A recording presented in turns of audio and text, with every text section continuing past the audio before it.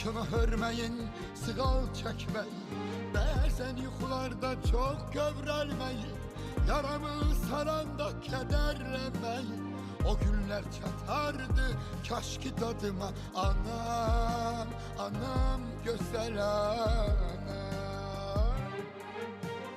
Qoxunu alıram yuxularımda, qayğıma qalırsan qəmli olanda. Başımı dizinin üstə qoyanda, cənnəti yenidən yaşayıram mən. Qoxunu alıram yuxularımda, qayğıma qalırsan qəmli olanda. Başımı dizinin üstə qoyanda, cənnəti yenidən yaşayıram mən. Anam, anam, anam, uşaq olmaq istəyirəm. Anam, anam, anam, uşaq